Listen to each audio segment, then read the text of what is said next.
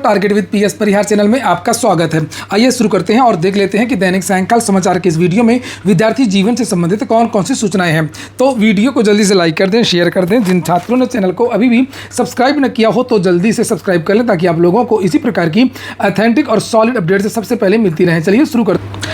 आगे बढ़ने से पहले एक सूचना है उन विद्यार्थियों के लिए जो विद्यार्थी बीपीएससी की भर्तियों की तैयारी कर रहे हैं अथवा यूपीएससी भर्तियों की तैयारी कर रहे हैं।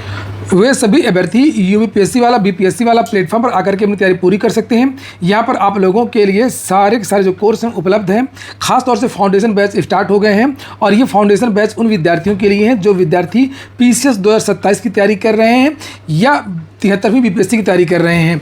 जो पीसीएस 2027 की तैयारी करें जो विद्यार्थी, उनके लिए यहाँ पर एक बैच है सक्षम के नाम से, जिसमें आपको वो सारी चीज़ें मिलेंगी जो तैयारी करने के लिए आवश्यक होती हैं। आप लोग यहाँ पर देख भी सकते हैं live classes, recorded videos, CSAT की क्लास, प्रीलिम्स मेंस की टेस्ट सीरीज, इंटरव्यू गाइडेंस वगैरह। और इसकी फीस रखी गई है मात्र 4,999 रुपये। इसमें एक कोड लगा देंगे आप, कोड का नाम है PSP500। तो आप लोगों को इसके अलावा और भी एक्स्ट्रा छूट मिल जाएगी। इसके अलावा भी ये जो सेक्शन 3.0 बैच है ये इंग्लिश मीडियम के विद्यार्थियों के लिए है। हिंदी इंग्लिश दोनों जहाँ पर मिला करके पढ़ाई करवाई जाती है। केवल हिंदी में ही तैयारी करना चाहती है तो उसी बैच का नाम है प्रथम 3.0। इसमें भी कूपन कोड लगा सकते हैं। 73वीं बीपीएससी के लिए भी फाउंडेशन बैच है सक्षम के नाम से और प्रथम के नाम से भी बैच है हिंदी माध्यम के विद्यार्थियों के लिए। इसी तरीके से 72वीं बीपीएससी के लिए भी फाउंडेशन बैच चल रहा है जिसे आप लोग यहाँ पर देख सकते हैं। और ये सर्वप्रथम के नाम से बैच है हिंदी माध्यम के विद्यार्थियों के लिए और इसकी फीस भी उतनी ही रखी गई है। और वहीं पर प्रीलिम्स के लिए भी इनके अलग अलग बैच हैं, आक्रोश के नाम से और ऊर्जा के नाम से। ऊर्जा वाला जो बैच है वो हिंदी माध्यम के लिए है और आक्रोश का बैच इंग्लिश मीडियम के लिए है।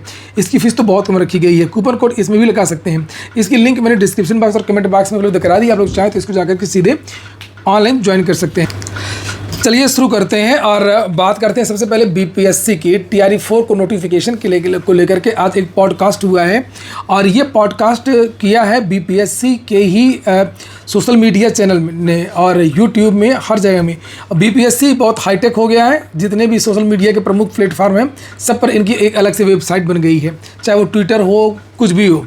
और तो बीपीएससी ने अपने पॉडकास्ट के माध्यम से बीपीएससी TRE4 का जो नोटिफिकेशन है, कब आएगा, परीक्षा कब होगी, कितने पद हैं, सारी जानकारियाँ वहाँ पर दे दी हैं। काफ़ी अच्छी बात है। जो चीज़ अच्छी है वो उसकी प्रशंसा करनी चाहिए, जो चीज़ें गलत होती हैं उनके खिलाफ आवाज़ उठाना चाहिए। मेरा चैनल यही करता है। और जब बीपीएससी की भर्ती में देरी हुई है TRE4 में, तब मैंने बात रखी है। और जो सही बात है कि परीक्षा नियंत्रक खुद आकर के जानकारी दी है तो उसकी प्रशंसा की जाए। सर अब कितना विलंब है और कब तक यह जारी हो जाएगा? सर TRE4 का जो नोटिफिकेशन है आयोग की तरफ से कब तक अभ्यर्थियों के लिए दे दिया जाएगा? देखिए, अब TRE4 का नोटिफिकेशन 3-4 दिन में जारी कर दिया जाएगा, लेकिन फॉर्म भरने की तिथि 25-26 के आसपास रखी जाएगी। वह इसमें कि 25 से 30 71वीं कंबाइंड की मुख्य परीक्षा है और 23 तारीख को भी एक परीक्षा है। तो उसका एडमिट कार्ड डाउनलोड होने का समय 17 से लेकर 23 तक है। आयोग ये नहीं चाहता है कि उनको एडमिट कार्ड डाउनलोड करने में किसी तरह की कठिनाई हो, क्योंकि TRE4 के नोटिफिकेशन निकलने पर बहुत लोग आपातकाल में फॉर्म भरना चाहेंगे।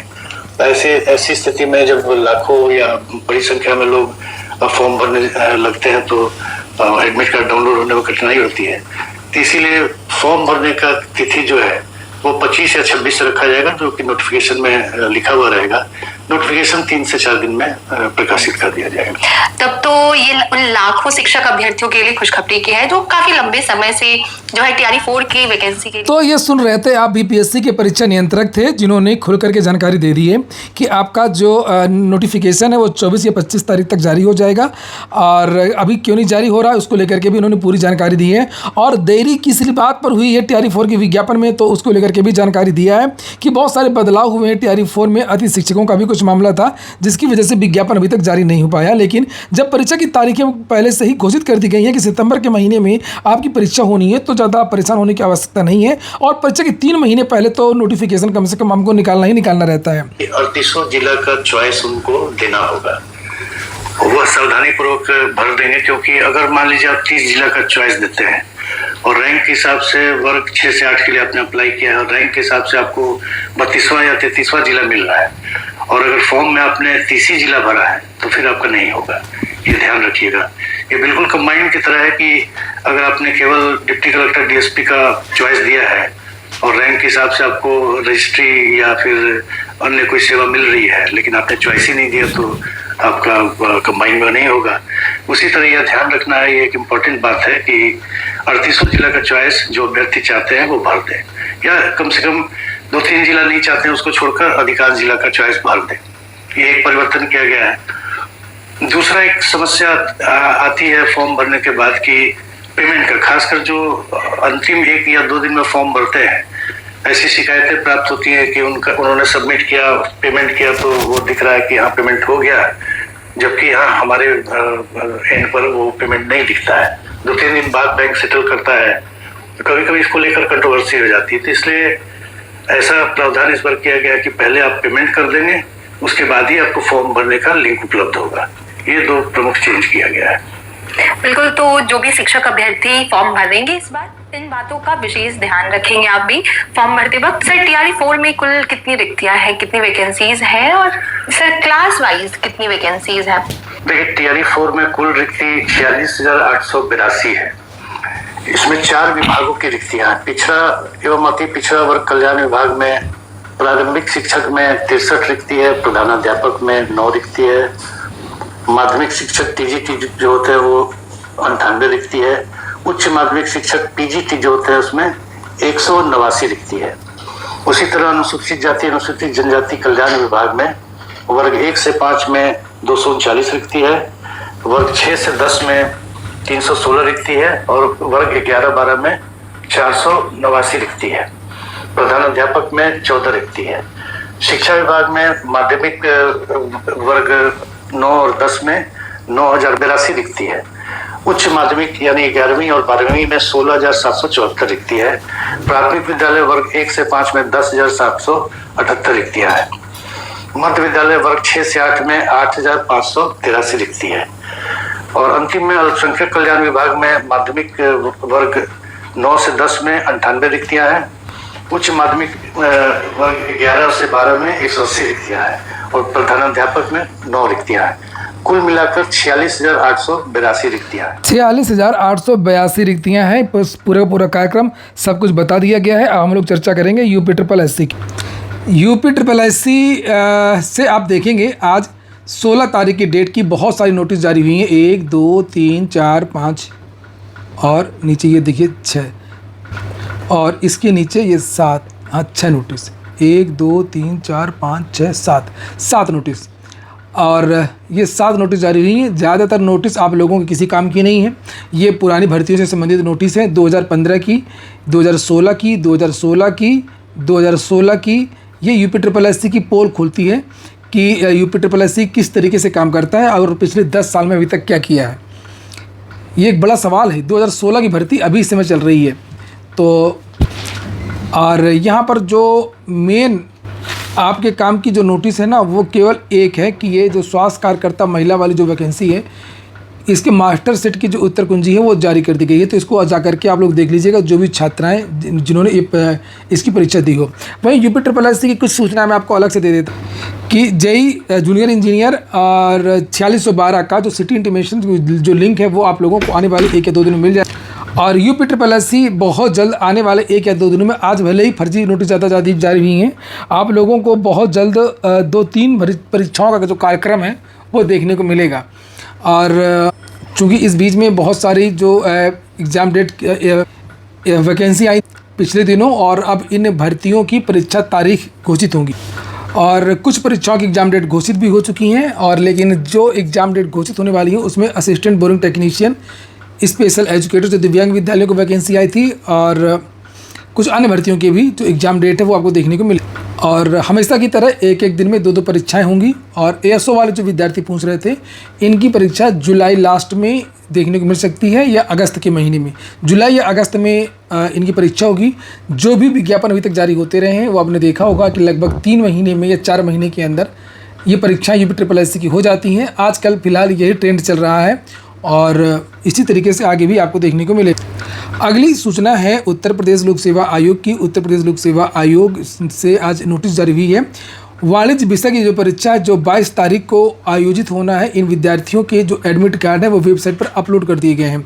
तो आप लोग जाकर के देख लें, कुछ महत्वपूर्ण इंस्ट्रक्शन वगैरह अच्छी तरीके से पढ़ लें कि 1.5 घंटा पहले विद्यार्थियों को प्रवेश दिया जाएगा। परीक्षा प्रारंभ होने के 45 मिनट पहले गेट बंद हो जाएगा और नकल वकल का कोई गुंजाइश नहीं। और उम्मीद है कि कल उत्तर प्रदेश लोक सेवा आयोग संस्कृत विषय के एडमिट कार्ड भी जारी कर देगा मेंस के। उत्तर प्रदेश लोक सेवा आयोग ने एक और नोटिस जारी की है यहाँ पर वाणिज्य विषय के संबंधित विद्यार्थियों के लिए, और लिखा है कि जिन 46 विद्यार्थियों का अभ्यर्थन निरस्त किया गया था तो उनसे अपील का मौका भी दिया गया था। 15 तारीख उसकी लास्ट डेट थी और सब पर विचार किया गया और विचारोपरांत अपील विषयक प्रत्यावेदन बलहीन होने के कारण निक्षेपित कर दिया गया और उक्त अभ्यर्थियों का अनुक्रमांक ये है। अगली और अंतिम सूचना है उत्तर प्रदेश दरोगा भर्ती की। तो ये एक नोटिस जारी हुई है डॉक्यूमेंट वेरिफिकेशन को लेकर के, और इसमें ये जानकारी दी गई है कि इसके पहले एक नोटिस दी गई थी जिसकी लास्ट डेट 10 अप्रैल थी। 10 अप्रैल तक सभी जनपदों को जानकारी देनी थी डॉक्यूमेंट वेरिफिकेशन और शारीरिक मानक परीक्षण की तैयारी को लेकर के। और लिखा है कि शारीरिक मानक परीक्षण की कार्रवाई मई 2026 के प्रथम सप्ताह से शुरू होना है, और इसमें जो ब्यौरा नहीं दे पाए हैं उनको एक मौका और दिया गया है। और ये कहा गया कि 18 अप्रैल तक, ये देखिए लास्ट में, सर्वोच्च प्राथमिकता प्रदान करते हुए 18 अप्रैल 2026 तक उपलब्ध कराने का कष्ट करें। तो अब इसकी जो डेट है वो बढ़ा दी गई है और ऐसा लगता है कि अब 18 तारीख के बाद किसी भी दिन आप लोगों का जो रिजल्ट है वो जारी हो सकता है दरोगा भर्ती का, यूपीएसआई का। चूँकि मई के महीने में अगर इनकी तैयारी है डीवी को लेकर के तो फिर इनको कम से कम 25 तारीख तक तो रिजल्ट जारी ही करना चाहिए। शिक्षा सेवा चयन आयोग से भी नोटिस जारी हुई है जिसे आप लोग यहाँ पर ये देख सकते हैं। और ये जो नोटिस है ये असिस्टेंट प्रोफेसर भर्ती की जो पुनर्परीक्षा हो रही है उसको लेकर के नया आयोग है और लगातार इस तरीके की गलतियाँ हो रही हैं।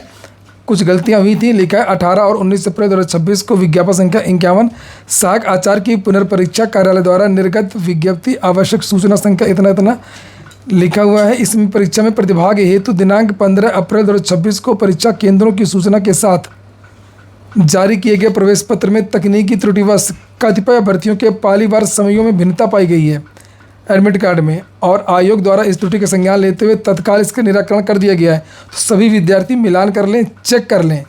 लेकिन अतः अभ्यर्थी अपने प्रवेश पत्र का मिलान उक्त विज्ञप्ति में अंकित तिथि और पाली से कर लें।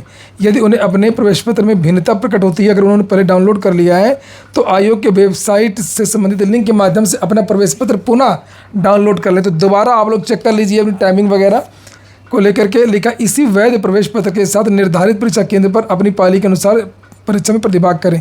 तो आप लोग इस वीडियो को ज़्यादा से ज़्यादा शेयर कर दें, वायरल कर दें, ताकि विद्यार्थियों को सही जानकारी मिल जाए और विद्यार्थी दोबारा चेक कर लें कहीं वो पुराने एडमिट कार्ड लेकर के ही ना पहुंच जाए। साथ में नकल को लेकर के भी जानकारी दी गई है कि इस भर्ती में इसकी जो पहले परीक्षा हुई थी उसमें काफ़ी धांधली हुई थी और धांधली की वजह से इसको निरस्त किया गया था। और उसी को लेकर के यहाँ पर लिखा हुआ है कि ये जो परीक्षा 18 और 19 अप्रैल को हो रही है। और उल्लेखनीय है कि वर्तमान में उत्तर प्रदेश सार्वजनिक परीक्षा अधिनियम 2024 प्रवृत्त है और उक्त अधिनियम में प्रावधानित है कि परीक्षा में अनुचित साधनों का प्रयोग करना, नकल करना, कराना, प्रश्न पत्र का प्रतिरूपण करना, प्रकट करने का षड्यंत्र करना आदि कृत अपराध की श्रेणी में आते हैं। इस अधिनियम के अंतर्गत दंडनीय है। ऐसे प्रकरणों पर 1 करोड़ तक का जुर्माना और आजीवन कारावास तक की सजा दोनों हो सकती है।